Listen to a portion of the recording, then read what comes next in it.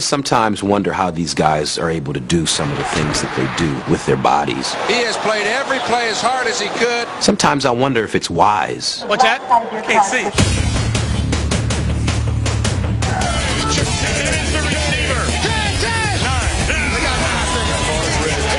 Hey, weeks ago, we stood in this same spot. All six of you work your tail off. 4 quarters now, 4 quarters. Let's go. Number 3, play number 3.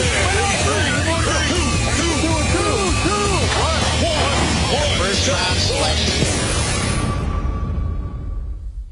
Playing with pain is a fact of life in the NFL. Everybody plays hurt, and there's so many that you'll never hear about. And McNabb is hurt. Gutsy for sure. But going into a game knowing you have a torn ACL or a broken leg, what a gutty performance. That's the attitude of greatness for a guy to really overcome an injury. And now he's clobbered. Nobody envisions themselves catching a pass and having Ronnie Lott knock them 360 degrees in the air and land on their head. Oh my God!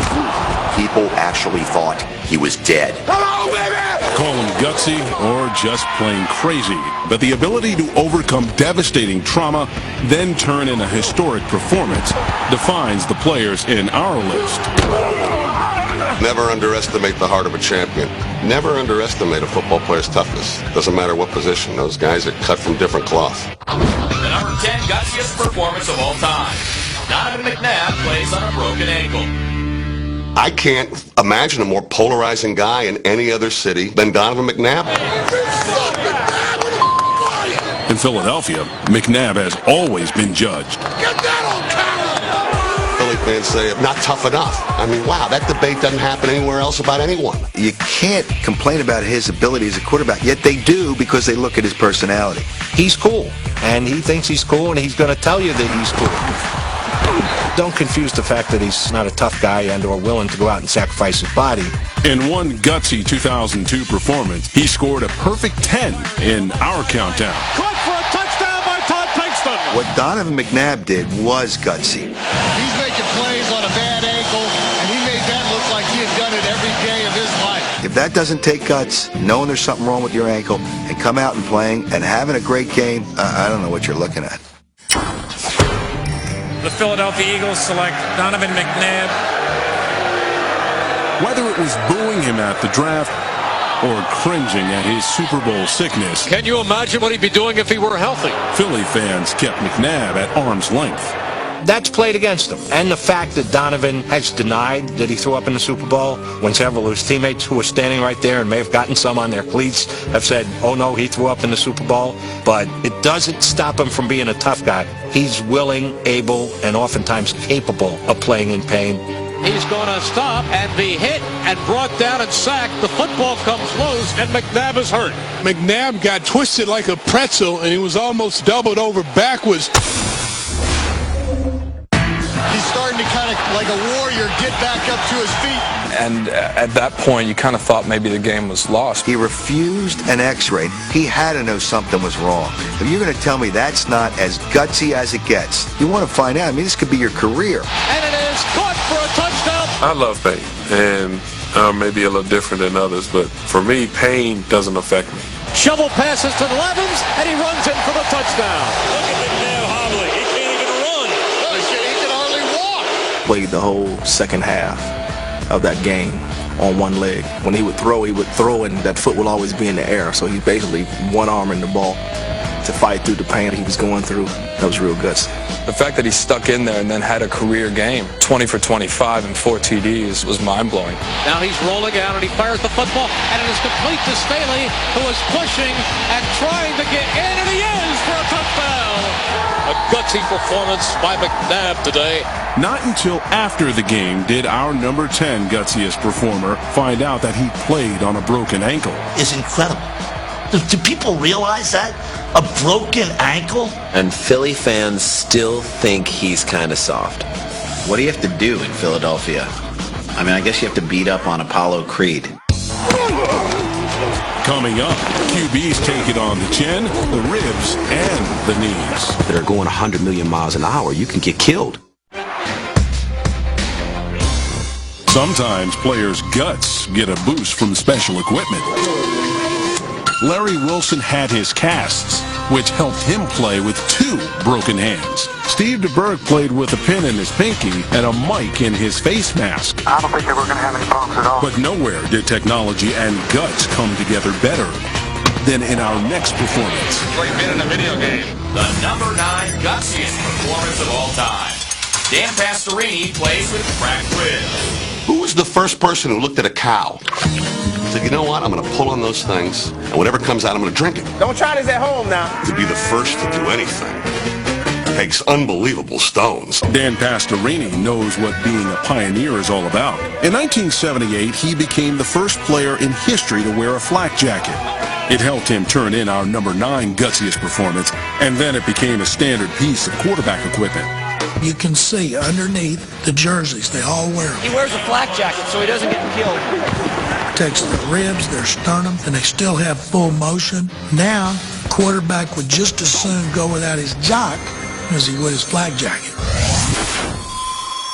I will call Dan Pastorini gutsy. If you just joined us, Dan Pastorini out of the ball game. He broke 3 ribs in this one game, and he was in the hospital. And everybody's going, oh my goodness, what are we going to do? Into his hospital room come these 2 guys he has never seen before. One guy is carrying a paper bag, and the other guy is carrying a baseball bat. And Dan's like, oh my God, some guy's coming to beat me to death. But the gentleman says, don't be alarmed. Reaches in the paper bag, says, I think I have something here that can protect your ribs. He puts on the flak jacket, and his friend takes the baseball bat and starts clubbing away at the flak jacket. After several licks, I think Pastorini was sold. This thing was going to hold up to the scrutiny of a 275-pound defensive lineman. And that's how the flak jacket was invented by Byron Donsis. Decades before the advent of the Reebok pumps, the flak jacket prototype was assembled with inflatable chambers. When word spread of this new magic vest, critics claimed that Byron Donsis, even more than his invention, was full of hot air. I didn't think he'd be able to do anything. I don't care what kind of jacket he had on. You can see underneath the jersey the flak vest. But it was phenomenal the way he was able to work with that thing. It does a great job, and it does not restrict the quarterback because that whole outfit only weighs 7 ounces. Miami's going to have to do something to stop Dan Pastorini. With the jacket securing his ribs, he went on to perform superbly. Pastorini throws. Touchdown. In the second quarter, where Dan Pastorini passed for nearly 200 yards. Brilliant numbers. For a healthy man, he's hurting. In 3 halves of postseason play, Pastorini now 491 yards and 6 touchdowns. That's doing it. You're so banged up going into this game, and yet you threw so extremely well. Pastorini is one of the most courageous players that ever played in the league, but nobody really talks about it because he never really let on. You know, the little nicks and bruises don't hurt when it counts. Fans used to never appreciate him until 78. When you got an injury like cracked ribs, you can hardly breathe. Pastorini played. Dan Pastorini is a tough individual. He knows he's going to take some licks, and brother, there it is, the right rib. And that lifted the team. He's playing this well, hurt. Phillips may decide next year to make sure he's hurt before every ball game. Behind Pastorini, the upstart Oilers advanced all the way to the AFC title game. Touchdown, Houston Oilers. He earned a lot of admiration. Everybody in this room deserves a game ball, but don't believe anybody deserves one more than number 7. The number 8 gutsiest performance of all time. Phillip Rivers plays with a torn ACL. Going into the AFC Championship game in 2007, LaDainian Tomlinson was obviously on this pedestal, and Phillip Rivers was a guy whose mouth was writing checks his play couldn't cash. Phillip's not afraid to jaw with anybody. Yelling at opposing fans. He's carrying on a conversation saying, I'll be back. Yelling at opposing players. Who knows what Phillip Rivers was saying to Richard Seymour? Some of the players said, wow, usually a quarterback doesn't do that. But now, His teammates will never look at him the same. Rivers was gutsy. There's no question. During 1 week in January 2007, Phillip Rivers injured his knee in a divisional win over the Colts. Was he limping going off? Underwent secret surgery the next day. I'm going to do all I can to be ready at this point. Yeah, that's all I got for you. Played the entire AFC title game. Yes, indeed. Phillip Rivers is coming out. Then disclosed to the world that he faced the Patriots on a partially torn ACL. They'd have to tie him down to keep him out of that game. Put it all together, and you've got our number 8 gutsiest performance. A lot of guys would have put their hand up and said, I can't play. He did not do that. What a gutty performance by this quarterback. To go out there and put his knee and ultimately his career on the line, it has to go down as one of the gutsiest performances. You wonder if Philip Rivers' courage didn't undermine his team's chance against a 17-0 New England Patriots. He's got a big brace on there. You can see it. Billy Volek led him to a victory against Indianapolis the week before. Yeah, it's pretty neat. But here's the deal. Rivers is your leader. Think about it. You want to put Billy Volek, who really hasn't played in this situation? No. I want to play with the guy that's been under center all year long. Of course, everyone was focused on Rivers playing through an anterior cruciate ligament tear. I was wondering why more people weren't focusing on some of the poor passes that he was throwing. This is underthrown 10 yards, even though it's downwind. You got a bum knee. You can barely walk. Playing a game with athletes that are going 100 million miles an hour. Rivers took a hit. Somehow he's back up. I don't think anyone will ever accuse Philip Rivers of being soft, but it may very well have kept his team out of the Super Bowl. Real guts is working a job where you're physically in danger, or you have a 350-pound lineman coming at you. Philip Rivers faced it all in the number 8 gutsiest performance, and the world realized that he's the lead Charger. LT and Philip Rivers' position sort of swung. Tomlinson sits there in a Yoda-like figure with his helmet on, and Philip Rivers nearly gets the Chargers into the Super Bowl. That game against New England convinced every teammate he is the ultimate gamer. Now his play is writing the checks as opposed to his mouth. Coming up, our gutsiest players confront aches, pains, and you, Bill Belichick.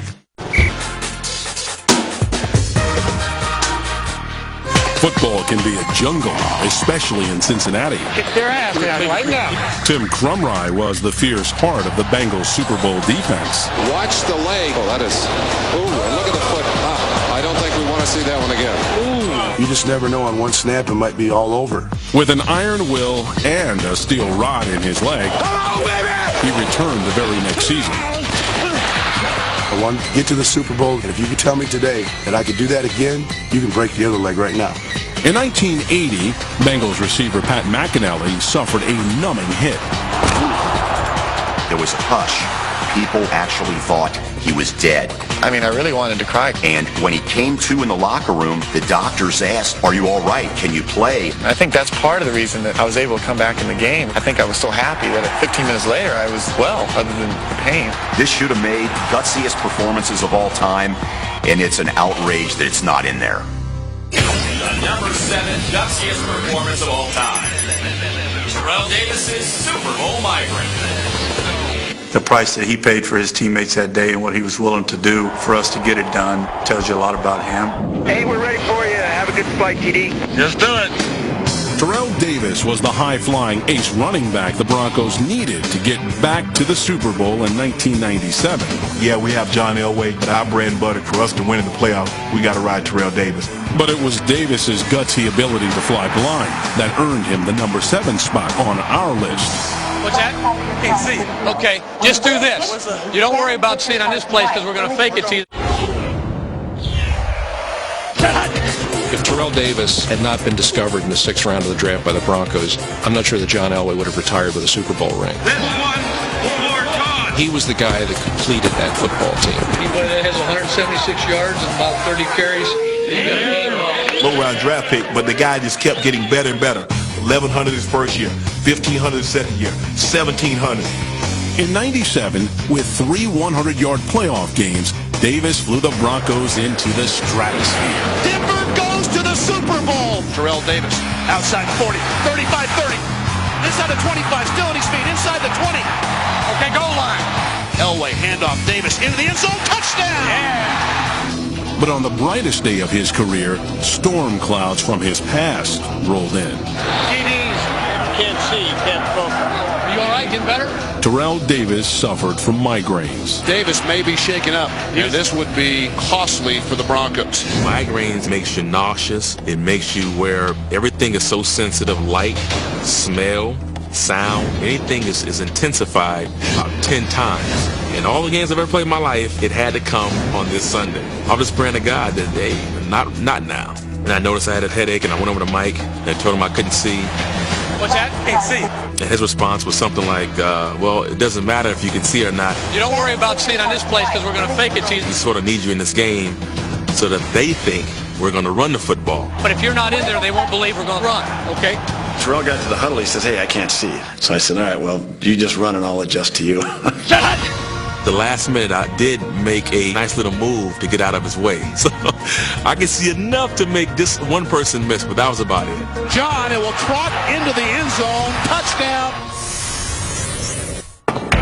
With Denver up by only a field goal, Davis missed nearly the entire second quarter. And the biggest question now is, where's Terrell? We obviously didn't gain 1 yard that particular quarter running the ball. So there was a noticeable absence of TD. We got the medication in him and it should come back real quick. Lucky for us, his vision was starting to come back. Davis to the end zone. Touchdown! Oh, yeah! I remember late in the game thinking, man, we can't lose. I don't want to lose. Not now. I don't want to lose right now. Into the end zone, rocking, standing up. Our number 7 gutsiest performer set a Super Bowl record with 3 rushing touchdowns and was named the game's MVP. They have shocked everybody, and they have won Super Bowl 32. The number 6 gutsiest performance of all time. Gale Sayers' comeback from a knee injury. 6th. He came back from knee surgery and was a leading rusher the next year. They made a movie, Bryant song about it. 6th. Give me 18 inches of daylight. That's all I need. Well, maybe it was 24 inches of daylight.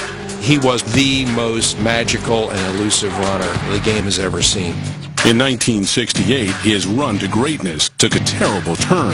Bears suffered a devastating blow when Sayers was cut down. A knee injury that would be the death knell for anybody back then. No clinics where you could just go and get scoped, cleaned out. We take that for granted these days.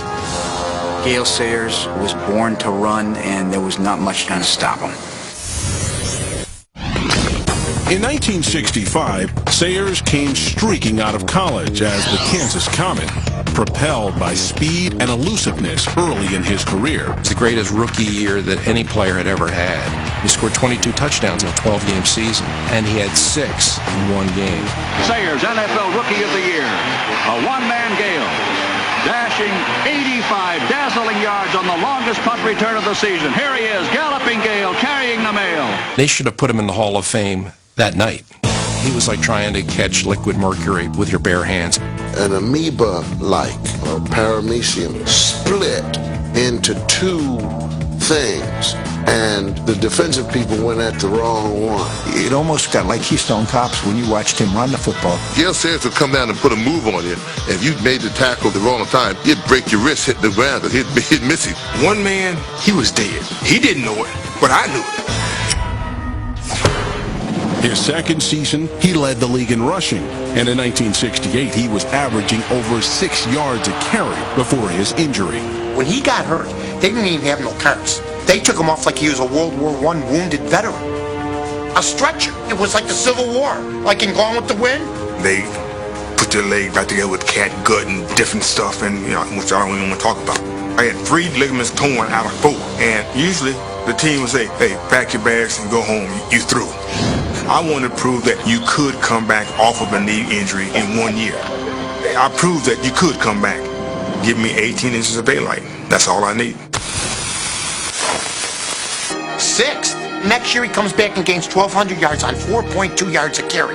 This most elusive of runners that's ripping off 20, 30, 40-yard plays all the time. To think that he would go through a whole season and not have a run longer than 28 yards, but at the end of the year, he was still the best runner in football. What he counted on was his ability to shift gears, to shift directions very quickly, and to accelerate. The fact that he rushed for over 1,000 yards was phenomenal. He came back and showed a style that people didn't know, a toughness. He showed strength and power even though he was not big.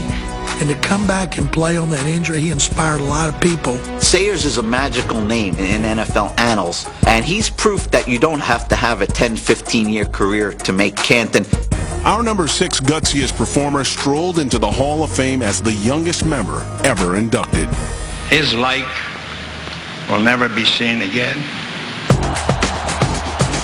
Coming up next, confronting hard hits and heartbreak.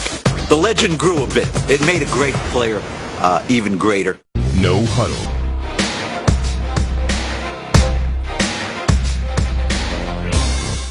Before we continue our countdown of the top 10 gutsiest performances of all time, let's recap the list so far. Number 10, whether Eagles fans like to admit it, McNabb's 4 touchdown passes prove it. Guts. Number 9, Pastorini's all but bulletproof in his new vest. Some Phillips may decide next year to make sure he's hurt before every ball game. Number 8, Phillip Rivers lets his guts do the talking. Rivers was gutsy. There's no question. Number 7, Terrell Davis ignores the pain of a migraine. You don't worry about seeing on this place because we're going to fake it to you. They're 15 lead. Number 6, Gale Sayers proves the doomsayers wrong. Gale Sayers was born to run, and there was not much going to stop him. For number 5, gutsiest performance of all time, Brett Favre plays for his father. Brett Favre. He's got guts, courage, cojones, however you want to put it. Damn, right in the... Brett Favre knows what it's like to play through pain. You can see that right thumb has a splint on it. In college, he beat Alabama just 6 weeks after losing nearly 30 inches of his intestines. I'm in so much pain right now, I can hardly raise out of this bed. But it took a different type of guts for Favre to absorb the blow that came on December 21st, 2003, when his father Irvin died of a heart attack one day before the Packers' Monday night game in Oakland. My condolences go out to Brett and his lovely wife, Deanna. I knew right away his first thought was probably Irvin in his head, don't you quit. And I wasn't going to let him quit. Take care of business. He knows when to be business, and he knows when to play. Get your ass out there and play. Are you crazy? I could see him saying that. Cool as it is, Brett Favre had to make a decision. Does he play tonight or doesn't he play tonight? He has chosen to play. Butterflies is an understatement. I was the most nervous I've ever been in a game. Before Favre demonstrated his emotional guts to the world by taking the field, our number 5 performer showed the Packers the special stuff he's made of in a team meeting. He spoke about his love for his father, his love of his teammates, and then how much he loved football and was going to give the guys the very best he had. In the midst of just losing his father, he said that he had our back as a football team, as a player, as an individual. I mean, you could have heard a pin drop in that room. He's grieving. He's reeling. There's no roadmap for this. You don't say, I'll do this like I did something else a few years ago. And he goes out and is positively flawless in that unique Brett Favre way. Falling back, throwing into triple coverage, right on a dime. Touchdown! Brett Favre is on fire tonight. And the entire country is saying, can you believe what this guy is doing after what's happened in his life? You bring this script to a studio and they throw it out. I mean, this is like fantasy. Everybody goes through this, sadly, of a family member passing, and everybody's got to go back to work at some point. But those people who do it in their office don't do it in front of a national televised audience. I was so worried that I would lay an egg in that game. And I think people watching would say, hey, it's understandable. His father just passed away. I didn't want that. I wanted to leave that game and be proud of the way I played and want him to say, hey, he played well. But no one could have imagined, including me, that it would turn out that way. America's most well-known number 4 has thrown for 4 touchdown passes in one half of play. What Brett Favre did got the country to fall more in love with him. I can't believe he went out and did what he did today. I'm so sad for him, but so damn proud of him. He was one of the great athletes that could lift himself up to that. This is a moment I want to treasure, and I'm going to give it everything I have. I knew my dad would want me to play, and I didn't expect this type of performance, but I know he was watching tonight. It was almost divine intervention. But then you just sit back and say, no, it's not. It's Brett Favre. The number 4 gutsiest performance of all time, Emmitt Smith shoulders a big load for Big E. If you asked me to pick the one day I remember most of my life about Emmitt Smith, it was that day. The day Emmitt Smith ran for 170 yards and caught 10 balls and did most of it with one arm. He was going to end up with the all-time rushing title and get the accolades. Emmitt Smith has eclipsed Walter Payton. But that day, Where he whipped the Giants with one shoulder. the legend grew a bit. In 1993, Emmitt Smith and the Cowboys were trying to defend their Super Bowl title, and the regular season finale was a game they desperately needed to win. At stake here is a first-round bye and the number 1 seed. Good luck to you. Whoever wins this game has got a lot clearer path to the Super Bowl than the team that loses. Let's go! In such a pivotal matchup, the Cowboys would need their running star. But soon, he was one of the walking wounded. All of a sudden, I make one guy miss, and I'm up the sideline running. And Greg Jackson come up on my left side, ride me down to the ground, and something happened in my shoulder. Smith is down. Emmitt Smith is down at the Giants 30. We knew he was hurt. We obviously didn't know to the extent that they knew down on the field how badly he was hurt. A lip separation, as they called it. I bruised my sternum at the same time. I was having spasms up in the neck. It was a different kind of pain than I ever experienced before in my life. The training staff, once he hurt the shoulder, told him, we can't do anything for you. You got a choice. Play or no play. So it's just a question of pain and how much can you tolerate. The pain was secondary. The question was, how do we win a football game? The answer? By turning in our number 4 gutsiest performance. He had one arm, and he just wouldn't quit. Smith for 9, Smith for 3, Smith for 8, Smith for 7. These were not get him out in the open field and have him miss a tackle or two. This was up the middle run. I mean, there was no fear in him. You have to remember, this is pre-field turf, when there was the old, hard, artificial turf. Thing was like cement. And every time I got hit, you could hear that in my chest. That's what it sounded like. I'm in the hole saying to myself, no pain, no pain. But I'm feeling all the pain. The amount of respect he won in the Giants locker room that day was massive because they knew what he was going through and they were blasting him. Bang, bang, bang. And he would just pick himself up, go back to the huddle. Play call would come in and it would be deuce over left tackle. Let's go again. Cowboy players, they remember players telling him, you don't have to do this. He wouldn't hear of it. You could have pleaded your case for hours, and there was no way you were going to get him off the football field. To watch a guy like that sacrifice himself for the betterment of his team. As a former player, I was just filled with admiration. He goes out, rushes for 168 yards, totals 229 yards. He was the Cowboy attack that day. Everybody was inspired by it. They get home field advantage, they get a bye, and it sparked a Super Bowl run for them. 2 in a row. How sweet it is. Still, the debate rages over Smith's number 4 ranking. I don't buy it. Emmitt Smith, for my money, is underrated. I think Emmitt Smith doesn't have to take a backseat to anyone. They were able to win that second Super Bowl because of what Emmitt Smith did that day. Knowing that, for me, it ranks that at the top of any list. Coming up, He's a stone face. Our countdown gets downright creepy. What you wonder is who was on the sidelines. Was it a trainer or was it Vincent Price? What you see will remain with you until the day you die. Relive the best games from...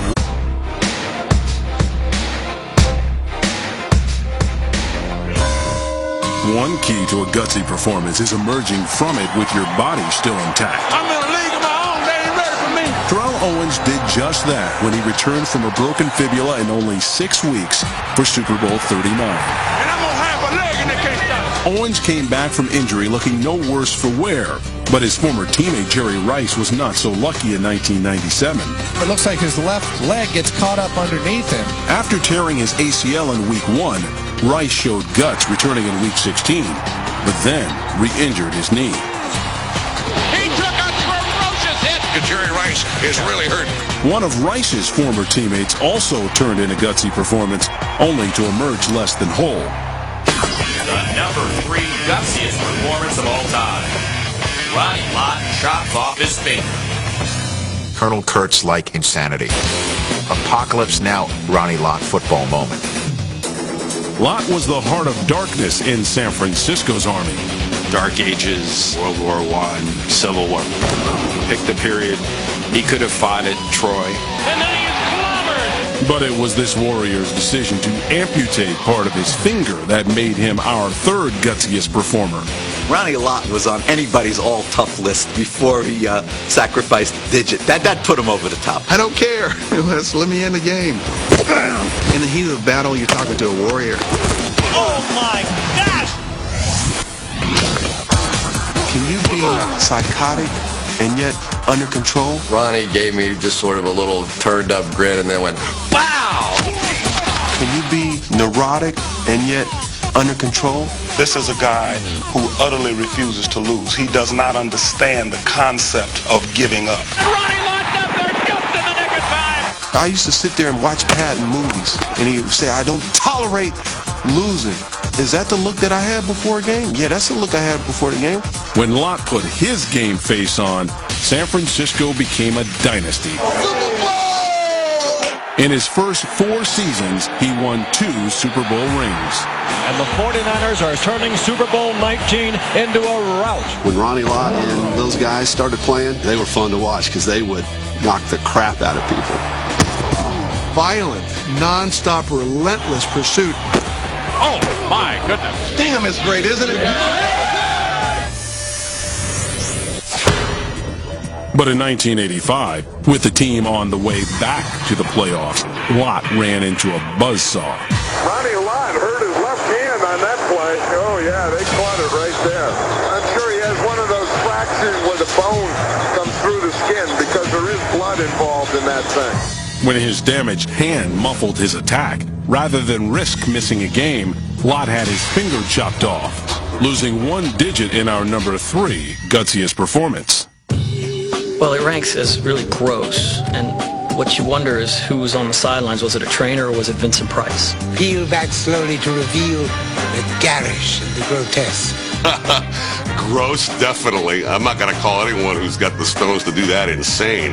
He chopped it off himself. He went in there at the buffet, chopped off his finger, said, I'm sick of this thing being infected. It's not like somebody bit it off.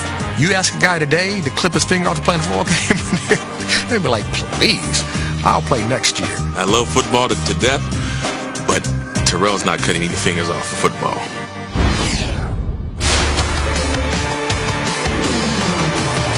The legend of Lott continued. Even without his finger, he earned 2 more rings. And our number 3 Gutsiest Performer got 2 thumbs up, way up, from the Hall of Fame voters his first year of eligibility. Whether it was a Lou Gehrig in baseball or Bill Russell, you grew up reading those stories about the young, intense individuals that overcame this and overcame that. That was Ronnie Lott. Ronnie Lott was one of those mythical sports figures. Coming up, which Hall of Famer took it to the limit and beyond? He just bared his soul, exhibited his will to the universe. It's time to score. Making it to the Super Bowl is every team's dream. Overcoming injury to get there is a personal triumph of the gutsiest order. Woodson injured his knee, tore it up terribly in the first game of the season. I came back from an ACL from the same year, and I played in the Super Bowl.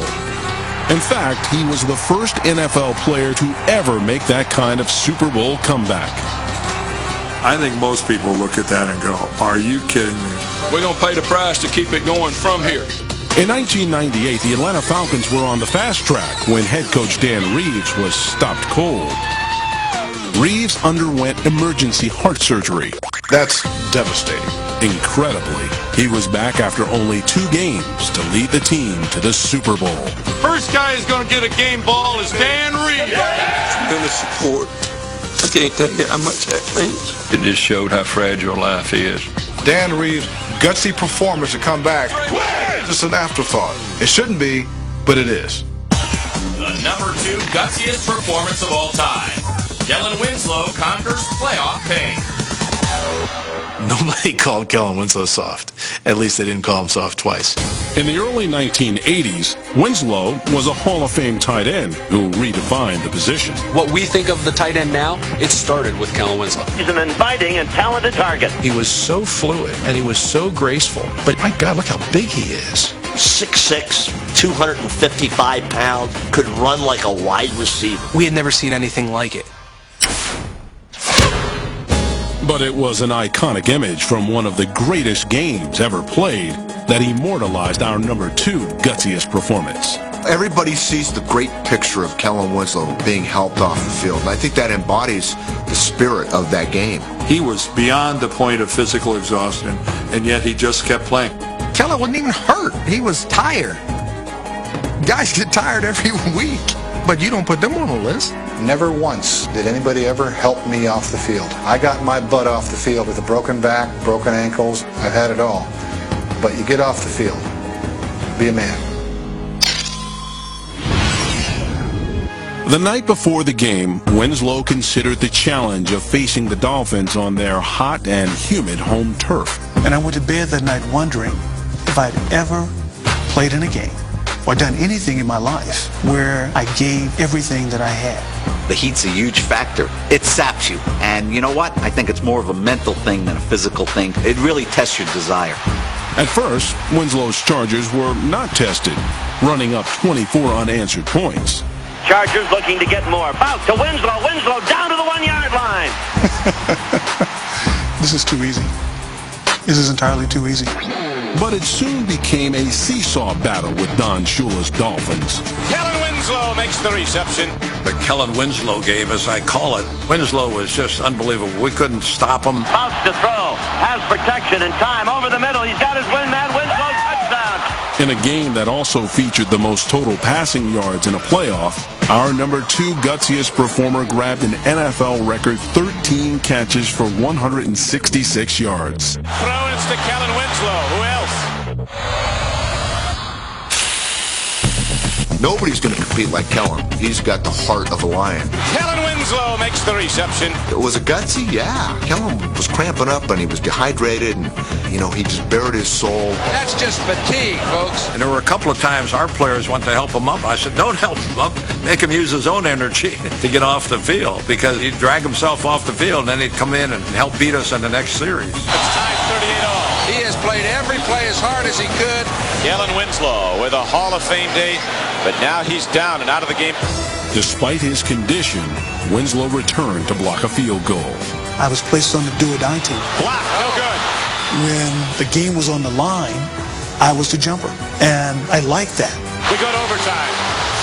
Bout stands in, finally throws it. Here comes Kellen Winslow. He got the first down. That was as big a play as any. The snap. It is down. It is up. It is good. I guess I am not one given to superlatives, but if you did not like this football game, then you didn't like football. The Chargers gave all they had today. Kellen Winslow being helped off the field. It was one of the great throwback performances of all time. He did everything but crawl on his hands and knees to cross goal lines in that game. He played overtime. Big deal. Try coming back from a knee surgery. He's out. Who's the next one? People will say, well, he was grandstanding at the end. Give me a break. You'd be crazy if they question him. What Kellen Winslow did in that game defines what a football player is. Coming up, which player breaks a leg to crack our number 1 spot?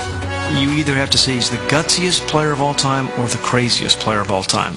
And Derek.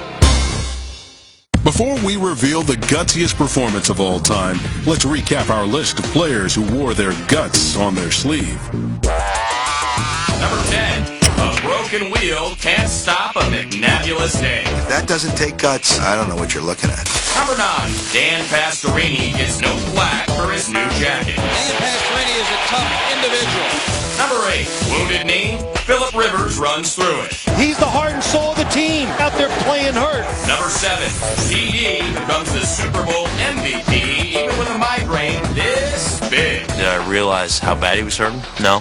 Number 6. A bum knee can't keep Gale from being a force. 6th. Was this poll taken in New York? Was this taken in Secaucus, New Jersey? Number 5. Brett Favre's big night for Big Earth. It was almost divine intervention, but then you just say, no, it's not. It's Brett Favre. Number 4. Emmitt Smith makes the mind control the body. I'm in the huddle saying to myself, no pain. No pain. Number 3. Ronnie Lott gives the NFL the finger. To me, it sounds insane. Number 2. Kellen Winslow's epic night in Miami. Nobody called Kellen Winslow soft. At least they didn't call him soft twice. And now, the number 1 gutsiest performance of all time. Jack Youngblood plays on a broken leg. In pro football, playing with pain is a big part of the game. ID, hang tough. But former LA Ram defensive end Jack Youngblood went well beyond the call of duty. Now that's a tough guy. If there could be a logo for tough man of the NFL, it's Jack Youngblood. First of all, listen to the name. Jack Youngblood. Jack Youngblood. Jack Youngblood. Well, to consider that Jack Youngblood played throughout the playoffs in the Super Bowl with a broken leg, you either have to say he's the gutsiest player of all time or the craziest. And I know he isn't the craziest, so he's the gutsiest. Even today, you see him at the Hall of Fame. He does look like he could suit up and kick your ass. Well, I'm not going to argue with Jack.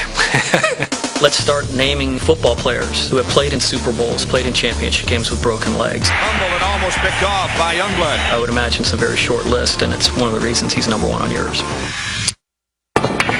Jack Youngblood's path to the top of our countdown began in Dallas in the 1979 NFC Divisional Playoffs. The guard picked me up, flipped me over, and the fibula snapped just above the ankle. And you can tell Youngblood is hurting. Trainers come out, we go to the locker room, and I said, you need to tape this thing up. He goes, I'm not going to do that. I said, you're going to do this. He gets the pictures back about that time. He says, see here, it's broke. I go, well, I understand that. I said, tape it up. I can still go play. He was not going to be taken out of the game. That was just not Jack. I thought it was my responsibility as the captain of the team. You didn't have an opportunity to play in playoffs that many times. Let's go and take advantage of it. In the biggest single upset of the season, the Rams stunned the Cowboys and won a weekend in Tampa Bay for the championship. They're all saying that you won't be ready to play, and you shouldn't play anymore. Why? I guarantee you I'll be ready to play. Jack Youngblood is the Marlboro Man. He will just whip your ass by looking at you. He epitomized the tough football player. And the guy you see holding the helmet, you know, with the mud all over him, you know. If you want to be in the trenches with somebody, you want to be in the trenches with Jack Youngblood. It was a Ray Nitschke, a Chuck Bednarik. I always kind of thought of Jack and John Wayne as the same, that old swagger, you know, how you doing, Eric? You know, Jack Youngblood. You just knew that John Wayne was going to get the bad guy. You just knew Jack was going to muscle his way into the backfield, sack a quarterback, and make a play that really was a difference in the game. He did it every single week. The week after he broke his leg in Dallas was no exception. The Rams appeared in the NFC Championship game.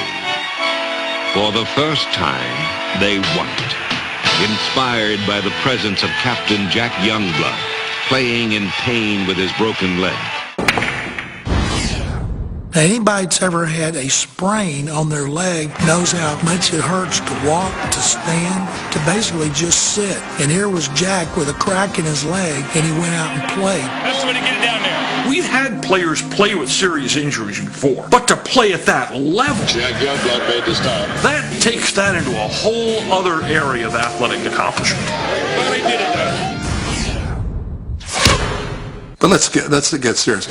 It was the non-weight bearing bone. Jack, you've been milking this for a long time. I'll give you a lot of credit for that. Dan, give me a break. You cannot call Jack Youngblood a wimp. There are some urban legends out there. I don't think that's one of them because I've talked to people that were around Youngblood. They all believe how seriously he was hurt. How has Jack Youngblood played on what we know is a fractured lower ankle bone? I don't understand this. Joe Theismann, now he had a broken leg. The bone was sticking out. What he had was a hairline fracture where the bone was cracked. You can tape that and play with that. It being public, I don't know that I would have made the same decision. You can imagine guys taking shots at your leg. That's just part of the game. You're putting yourself directly in harm's way. I thought he's going to stay down, and he won't do it. And that does take a lot of bravery and a little insanity. He must have had a super high tolerance for pain. Or just a total lack of brains. To me, it's just sick. Number 85, Jack Youngblood. I just saw that and went, I'm not surprised. Can you go again? I'm ready to roll now. After the divisional round, the NFC title game, and the Super Bowl, Jack Youngblood started in the Pro Bowl to cap off the #1 gutsiest performance of all time. Every year, 50 guys bail on the Pro Bowl. My left pinky finger's so sore. For him to go there and play with the crack in the fibula, wow.